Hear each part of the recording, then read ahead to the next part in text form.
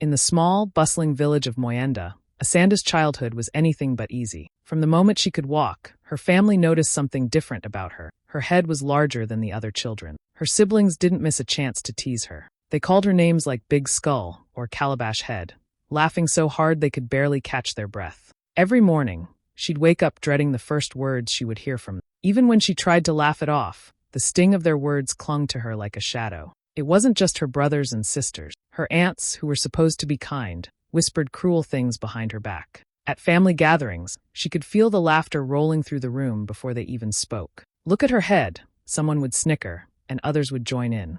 Asanda tried to shrink into herself, hoping she could disappear, but there was no hiding. Every joke, every glance, felt like a spotlight on her embarrassment. Even in moments meant to be joyful, like weddings or birthdays, she became the punchline. Her cousins would nudge each other and giggle, pointing at her head as if it were a circus attraction. She loved her family, but she couldn't understand why they found joy in her pain. Deep down, she began to feel like she didn't belong, like something was wrong with her just for being herself. The laughter, which should have been comforting, was a constant reminder that in her own home, she was never quite enough. Asanda found her quiet place by the river, a narrow stretch of water lined with smooth stones and tall reeds, where the chatter of the village seemed to fade. Here, she could sit alone and watch her reflection ripple in the water. She traced the shape of her face, the size of her head, and the way the sunlight glinted off her hair. Sometimes she whispered to herself, wishing she could be someone else, someone lighter, smaller, someone who wouldn't draw jokes or stares. Every laugh at home felt heavier here,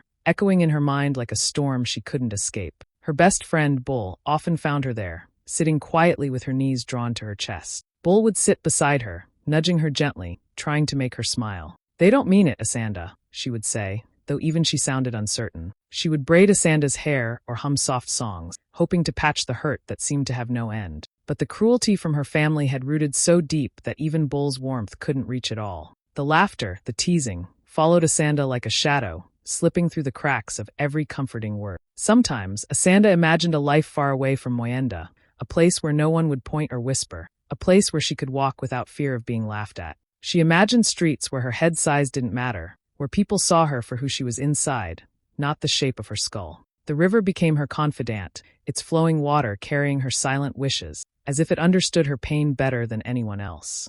But reality always waited for her beyond the riverbank. The village was loud, unforgiving, and her family's words chased her even here. She knew she would have to return, to face the teasing and the whispers once again. Still, in those stolen moments by the water, Asanda let herself dream. She allowed herself to believe, just for a little while, that there might be a place where she could belong, a place where her head and her heart could be free. And in that quiet, she found a small, stubborn spark of hope that maybe one day, the laughter wouldn't hurt so much.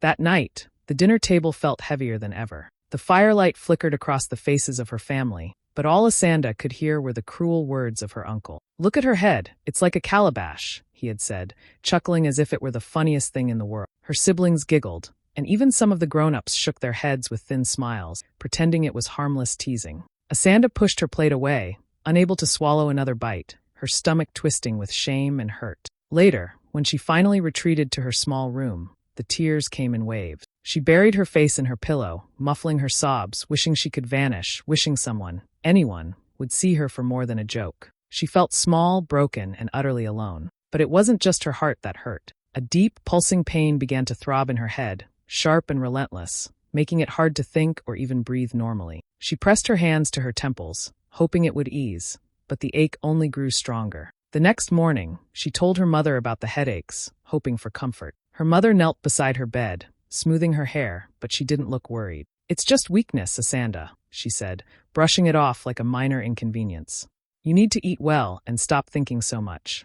But Asanda knew in her bones that this wasn't normal. The pain was different. It was deep, heavy, and unyielding. It wasn't something that would fade with a good meal or a few kind words. As the days passed, the headaches returned, sometimes so bad that she couldn't focus on schoolwork or play with books. Every joke, every whispered comment from her family seemed to intensify it, twisting the pain into something unbearable. She started lying down during the day, hiding from the laughter and the teasing, hoping to escape the weight pressing on her skull. Despite her mother's dismissals, Asanda felt a quiet, stubborn certainty. Something was wrong with her, something that no one could fix with laughter or scolding. And in that certainty, a small, uneasy fear began to grow. She didn't know what it was yet, But she knew this pain, this heavy, endless ache, was only the beginning of a story that would change everything. The village festival in Mabira was supposed to be a day of joy. Colorful fabrics fluttered in the wind, drums beat in rhythmic celebration, and laughter filled every corner of the square. Asanda had tried to be part of it, weaving through the crowd of girls with a forced smile, hoping no one would notice her awkward movement. Her heart raced with a mix of excitement and fear. Fear of being laughed at again, fear of her head feeling too heavy, fear of the pain that had been gnawing at her for weeks. When the music swelled, the other girls grabbed her hands, urging her to dance.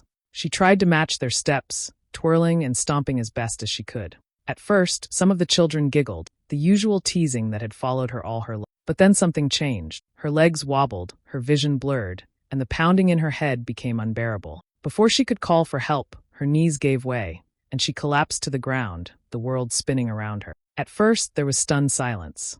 Then the laughter that had been so familiar faded into hushed whispers of fear. People stepped back, unsure what had just happened. Her mother ran forward, panic breaking through her usual dismissal, while Bull knelt beside her, holding her hand tightly. Asanda could barely speak, her head throbbing and her body trembling, but she felt a strange mix of relief. Finally, the cruel jokes had stopped, replaced by concern. Her family's eyes were wide with shock. The same siblings who had pointed and laughed now looked helpless, unsure how to help the girl they had always mocked. Her uncle, who had once compared her to a calabash, bent down, whispering her name as if saying it could undo all the teasing. For the first time, they saw her not as a source of amusement, not as the girl with the big head, but as someone fragile, someone who needed care and understanding. Asanda was carried away from the festival, the crowd parting silently around her. For the first time in her life, she felt the weight of her family's attention in a different way, not crushing, but heavy with concern. In that moment, something shifted. The laughter was gone, replaced by a quiet that spoke louder than any words.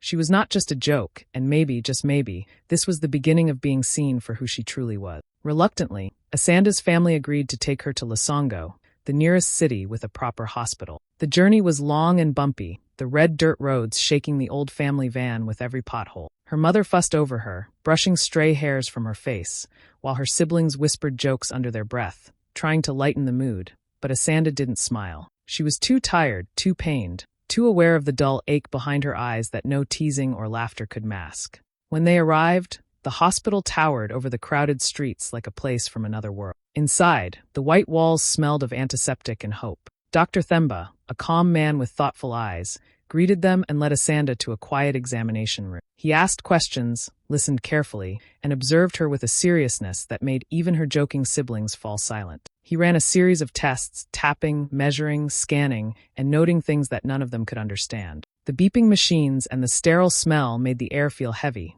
charged with tension. Outside, the family waited in the hospital's small waiting area, trying to joke to keep their nerves at bay. Her uncle nudged her brother, saying something about big heads needing big brains, and they all laughed softly, thinking they were still in control of the moment. But inside, Asanda sat still under Dr. Themba's careful watch, feeling for the first time that maybe someone was taking her seriously, not for the size of her head, but for what it might really mean. Hours passed, and Dr. Themba finally stepped out, his face unreadable. The family's laughter faded, replaced by curiosity and a creeping unease. Something had changed in his expression, something they couldn't joke away. He asked them to follow him back to the examination room, and the casual mood they had tried to hold on to evaporate. The jokes, the whispers, the cruel teasing, they had no place here. Asanda's heart pounded. She didn't know what was coming, but she felt the shift, the weight of something important about to be revealed. Her family, still half in disbelief, had no idea that the words they had thrown at her for years, the laughter, the mockery,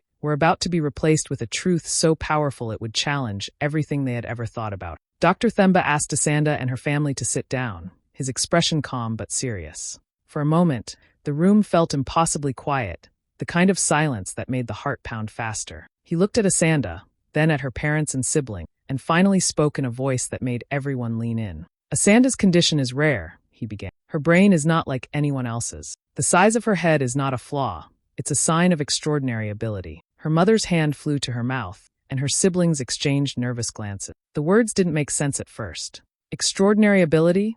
Her uncle repeated, almost stammering. What do you mean?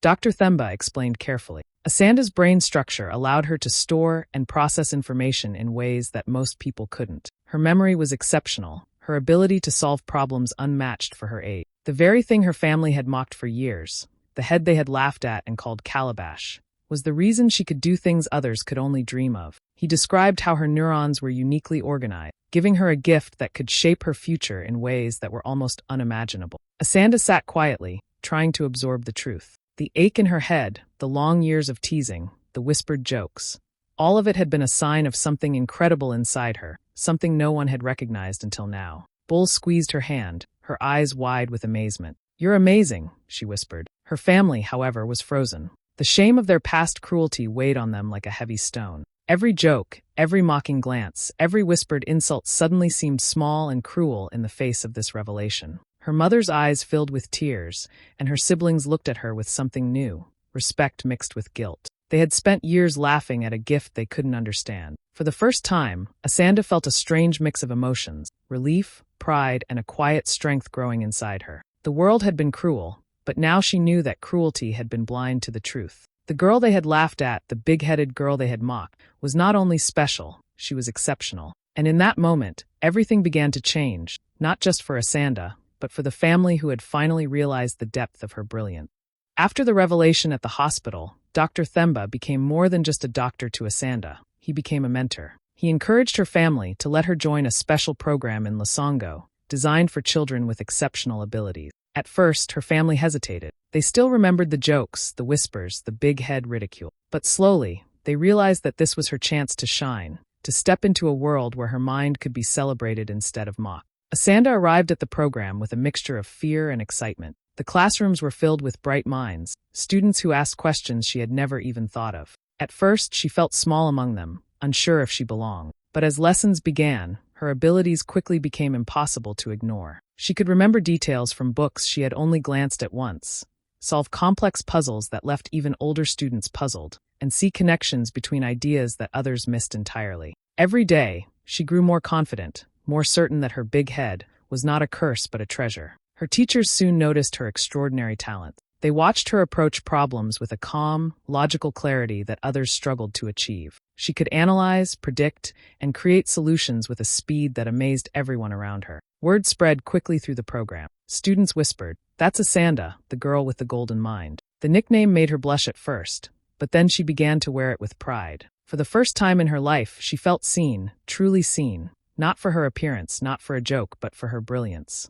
Even in moments of doubt, Asanda's determination never wavered. She stayed up late studying, scribbling notes in the soft glow of a lamp, imagining the possibilities her mind could unlock. Bull visited whenever she could, cheering her on and reminding her how far she had come. The contrast between the girl who had hidden by the river in Moyenda and the young woman now solving problems that amazed her teachers could not have been greater. Asanda's world had expanded beyond the narrow, cruel expectations of her village. With every challenge she conquered, she felt her confidence grow, and with it, a quiet joy she had never known. The girl who had once been mocked for her head was now celebrated for her mind, a brilliant force slowly, but surely shaping a future that no one, not even she, had dared to imagine. By the time news of Asanda's achievements reached Moyenda, the village had begun to buzz with whispers. People spoke in hushed tones at the market, on dusty roads, and outside the small mud brick home. "That's the girl they mocked all those years," they said. "The one they laughed at for her big head?